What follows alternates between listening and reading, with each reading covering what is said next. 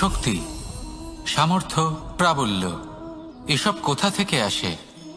কোথা থেকে এগুলো প্রাপ্ত করা যায়?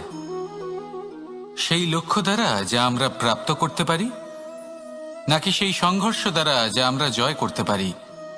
না, এখান থেকে শক্তি লাভ করা সম্ভব নয়। যখন আপনার সামনে এমন কোনো লক্ষ্য থাকবে যাকে ভেদ করা অসম্ভব মনে হবে, তাও আপনি চেষ্টা করতে থাকবেন। আপনার সামনে এমন এক সংঘর্ষ থাকবে যা জয় করা সম্ভবই নয়, তাও আপনি চেষ্টা করতে থাকবেন। তখন আপনার শক্তি বৃদ্ধি পায়। অসম্ভবকে সম্ভব করে দেখালে শক্তির বৃদ্ধি হয়। দেখুন, যা সম্ভব তা তো যে কেউ করতে পারে। যা অসম্ভব কিন্তু আপনি চাইছেন, তা পূর্ণ করুন। সেই লক্ষ্য প্রাপ্ত করুন। সেই সংঘর্ষের ওপর জয়লাভ করুন। প্রয়াস তো করে দেখুন। এই চেষ্টার দ্বারা এই শক্তির বৃদ্ধি হয়। আর যখন সেই শক্তি উচ্চ স্তরে পৌঁছে যাবে, তখন আপনি অসম্ভবকে সম্ভব করে দেখাবেন। তাই জীবনে চেষ্টা করতে থাকুন আর আমার সাথে ভালোবেসে বলুন, রাধা রাধা। জীবন, এই জীবন আসলে কি? এ হলো জন্ম থেকে মৃত্যু পর্যন্ত এই সময়। কিছু মানুষ এটা বলে থাকেন যে এই যে নিঃশ্বাস নিচ্ছি, এই হলো জীবন। আর প্রত্যেক ব্যক্তি, প্রত্যেক প্রাণী, তাদের নিঃশ্বাস নির্ধারিত থাকে, নির্দিষ্ট হয়ে থাকে। তাকে সেই নির্ধারিত নিঃশ্বাস নিতেই হয়। তারপর তিনি মৃত্যু লাভ করেন। কিন্তু এটা কি সত্যি? সত্যি কি মনুষ্য জীবন এই নিঃশ্বাসের উপর নির্ধারিত থাকে? এই নিঃশ্বাসের গণনাই কি মনুষ্য জীবনের অস্তিত্ব? কখনোই নয়।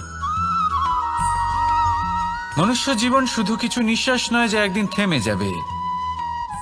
মনুষ্য জীবন হলো সেই নিঃশ্বাসের মধ্যেকার সেই সময় যা দেখে অন্য কারোর নিঃশ্বাস স্তব্ধ হয়ে যেতে পারে। সেই মুহূর্ত যেখানে মানুষ আপনার মধ্যে সেই প্রেম দেখতে পারে, আপনার সাহস দেখতে পারে, আপনার শক্তি দেখতে পারে, আপনার চেষ্টা দেখতে পারে, আপনার পরিশ্রম দেখতে পারে, অন্যায় আর দুর্নীতির বিরুদ্ধে আপনার যুদ্ধ দেখতে পারে। জীবনে গুরুত্বপূর্ণ সেই মুহূর্ত, সেই সময় যেটা আপনি বেঁচে আছেন। সেই সময়ে আপনি এই সংসারের অন্য ব্যক্তিদের জীবন বাঁচার একটা দিশা দেখাতে পারেন, একটা প্রেরণা যোগাতে পারেন, শক্তি দিতে পারেন, আশা দিতে পারেন। তাই জীবনে এটাই করুন। এমন একটা জীবন যাপন করুন যা অন্যের জন্য আদর্শ হয়ে থাকে। এটাই করুন আর আমার সাথে ভালোবেসে বলুন, রাধা রাধা। আমরা সবাই নিজেকে স্বচ্ছ রাখতে চাই, শুদ্ধ রাখতে চাই, পবিত্র রাখতে চাই। আর দেখতে গেলে এটা হলো আমাদের কর্তব্যও বটে। এবার এটার জন্য আমরা কি না করি। যখনই আমরা সকালে উঠি, তখন উঠেই আমরা দাঁত মাজি। দিনে যখনই আমরা সময় পাই, কিছু সুগন্ধি খাদ্য খাবার চেষ্টা করি, যাতে আমাদের মুখ থেকে দুর্গন্ধ না আসে, বরং সুগন্ধ আসে। এই পা দুটো আমরা শুদ্ধ রাখার জন্য, পবিত্র রাখার জন্য যখনই আমরা বাড়ির বাইরে যাই, পাদুকা পায়ে দিয়ে যাই। আর যখন ফিরে আসি, আমরা জল দিয়ে পা ধুয়ে নিই।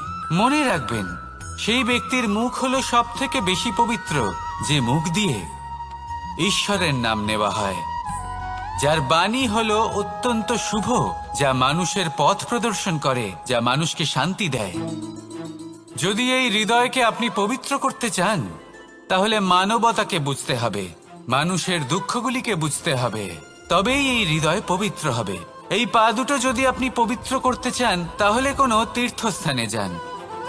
ওখানে হয়তো আপনি জানেনও না যে কতজন সৎপুরুষ, কতজন মহাপুরুষ এসেছেন। তাদের চরণের ধুলো সেখানে পড়েছে, যা আপনার চরণ শুদ্ধ করে তুলতে পারে। যদি এই হাতগুলি আপনি পবিত্র করতে চান, তাহলে এই হাত দিয়ে শুভ কর্ম করুন, দান করতে শিখুন। আর যদি এই আত্মা আপনি পবিত্র করতে চান, একটাই বিকল্প আছে, প্রেম, শুদ্ধ নিঃস্বার্থ প্রেম। এই প্রেম বিতরণ করতে থাকুন। আপনি শুদ্ধ থাকবেন, পবিত্র থাকবেন। আসুন আমার সাথে ভালোবেসে বলুন, রাধা রাধা। কখনো এটা ভেবে দেখেছেন কোনো বিশেষ স্থানে বা বিশেষ পরিস্থিতিতে সবথেকে বেশি গুরুত্বপূর্ণ কি হতে পারে? যদি শরীরের কথা বলি তাহলে সবথেকে বেশি গুরুত্বপূর্ণ হলো মস্তিষ্ক আর মন। যদি ব্যবসার কথা বলি তাহলে সবথেকে গুরুত্বপূর্ণ হলো ধন। রাজ্যের বিষয়ে কথা বললে সবথেকে গুরুত্বপূর্ণ হলো রাজা। আর সমাজের কথা যদি বলি তাহলে সবথেকে গুরুত্বপূর্ণ হলো আমাদের গুরু। এবার এই সব গুরুত্বপূর্ণ কারণ এদের হাতেই সব থাকে। দেখুন, হয় এরা আমাদের উত্থানের পথে নিয়ে যেতে পারে অথবা আমাদের পতনের দিকে নিয়ে যেতে পারে। এবার যদি কোনো অসামান্য রাজা হন যিনি কিনা সত্যবাদী, যিনি একজন ভালো রাজা, তাহলে তিনি সেই দেশকে, সেই রাজ্যকে বিকাশের পথে নিয়ে যাবেন, আর নয়তো অন্ধকারের পথে নিয়ে যাবেন।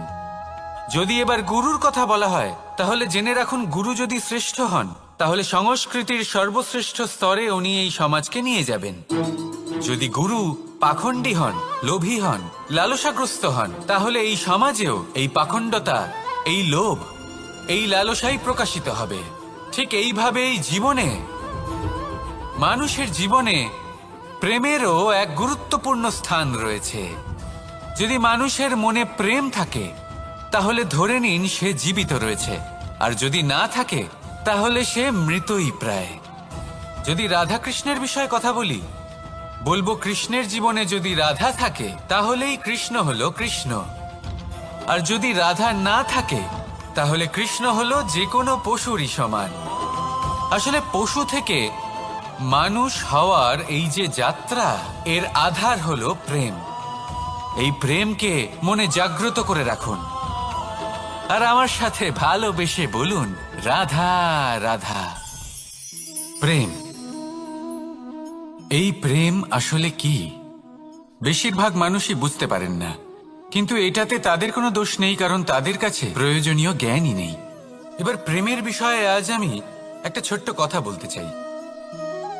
আপনি দেখবেন কিছু মানুষ যখন কাউকে ভালোবাসেন তখন তাদের মনে হয় সেই ব্যক্তির ওপর ওনার অধিকার রয়েছে।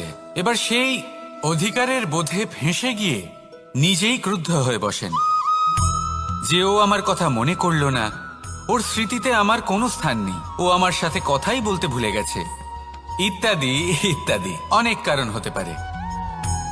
আমি আপনাকে একটা প্রশ্ন করি, এই যে স্মৃতিগুলি, এটাই কি ভালোবাসা? কখনোই নয়। প্রেম তো হলো সেই আবেগ, সেই বোধ যা এক সুগন্ধিত ফুলের মতো আপনার জীবনকে, আপনার মনকে আনন্দিত করবে, প্রসন্নতার দ্বারা ভরিয়ে তুলবে। প্রেম হলো সেই বোধ। তাই যদি আপনি প্রেমকে বুঝতে চান তাহলে প্রেমের ভাবনাকে বোঝার চেষ্টা করুন। প্রেমকে যদি যাপন করতে চান তাহলে আবেগের দ্বারা যাপন করুন, স্মৃতির দ্বারা নয়। স্মৃতির কি আছে? আজ আছে, পরবর্তীকালে নাও থাকতে পারে। সময়ের সাথে এই স্মৃতি ফিকে হয়ে যেতে পারে, কিন্তু এই আবেগ তা চিরকাল মনের মাঝে থেকে যায়। তাই আসুন আর আমার সাথে ভালোবেসে বলুন, রাধা রাধা। রাজ্য, শাসন, সাম্রাজ্য, সংস্থাপনা, এগুলিকে সফল কখন বলা যেতে পারে? কোনো কোনো বুদ্ধিজীবী বলেন তখন যখন চারিদিকে শান্তি থাকে, কারোর মনে কোনো প্রশ্ন থাকবে না, শঙ্কা থাকবে না। কিন্তু আমার মনে হয় এটা অনুচিত। কোনো রাজ্যের পক্ষে বা কোনো শাসনকালে সবথেকে বড় সংকট তখন আসে যখন সবথেকে বেশি যোগ্য ব্যক্তি বা সবথেকে বেশি বিদ্বান ব্যক্তিও শুধু মুখদর্শক হয়ে বসে থাকেন। মনে প্রশ্ন আসতে থাকে কিন্তু জিজ্ঞেস করেন না, শঙ্কা উৎপন্ন হয় কিন্তু ব্যক্ত করতে পারেন না। এটা খুবই অনুচিত। এই যে প্রশ্ন, তা আসা খুব ভালো। এই প্রশ্ন অকারণে আসে না, কোনো সমস্যার কারণেই আসে। এই প্রশ্নের দ্বারা আপনি সেই সমস্যাগুলি দেখতে পাবেন যাতে আপনি এতদিন অনভিজ্ঞ ছিলেন। আর যত প্রশ্নের নিবারণ আপনি করবেন ততই আপনার রাজ্য, আপনার শাসন আরো শ্রেষ্ঠ হয়ে উঠবে। এই প্রশ্ন, এই শঙ্কা, এগুলো আপনাকে সমাধানের চূড়াতে অবশ্যই নিয়ে যাবে।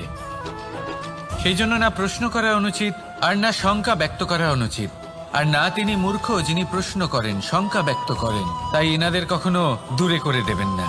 এনাদের নিজস্ব মতামত রাখতে দিন। যখন সবাই মিলে একমত হবেন, তখন নিশ্চিত রূপে বলা যায় যে এই রাজ্য, এই শাসন, এই সংস্থাপনা সাফল্যের শিখরে রয়েছে।